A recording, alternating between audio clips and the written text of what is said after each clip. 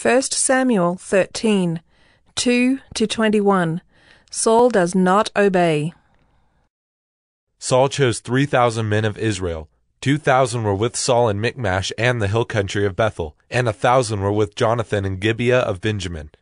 The rest of the people he sent home, every man to his tent. Jonathan defeated the garrison of the Philistines that was at Geba, and the Philistines heard of it. And Saul blew the trumpet throughout all the land, saying, "Let the Hebrews hear!"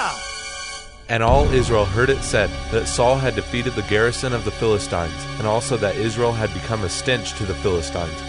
And the people were called out to join Saul at Gilgal, and the Philistines mustered to fight with Israel. 30,000 chariots and 6,000 horsemen and troops like the sand on the seashore in multitude. They came up and encamped in Michmash, to the east of Beth-aven. When the men of Israel saw that they were in trouble, for the people were hard-pressed, the people hid themselves in caves and in holes and in rocks and in tombs and in cisterns. And some Hebrews crossed the fords of the Jordan to the land of Gad and Gilead. Saul was still at Gilgal, and all the people followed him trembling. He waited 7 days, the time appointed by Samuel. But Samuel did not come to Gilgal, and the people were scattering from him. So Saul said, "Bring the burnt offering here to me, and the peace offerings." And he offered the burnt offering. As soon as he had finished offering the burnt offering, behold, Samuel came.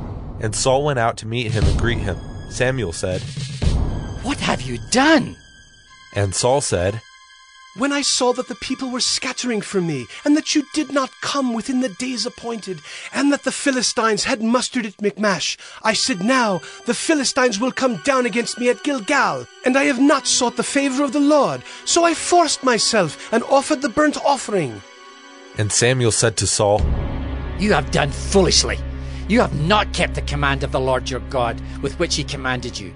For then the Lord would have established your kingdom over Israel forever. But now your kingdom shall not continue. The Lord has sought out a man after his own heart, and the Lord has commanded him to be prince over his people, because you have not kept what the Lord commanded you." And Samuel arose and went up from Gilgal. The rest of the people went up after Saul to meet the army. They went up from Gilgal to Gibeah of Benjamin. And Saul numbered the people who were present with him, about 600 men. And Saul and Jonathan his son and the people who were present with him stayed in Gibeah of Benjamin, but the Philistines encamped in Michmash. And raiders came out of the camp of the Philistines in 3 companies. One company turned toward Ophrah, to the land of Shul. Another company turned toward Beth-horon. And another company turned toward the border that looks down on the valley of Zeboim, toward the wilderness. Now there was no blacksmith to be found throughout all the land of Israel, for the Philistines said, "Lest the Hebrews make themselves swords or spears."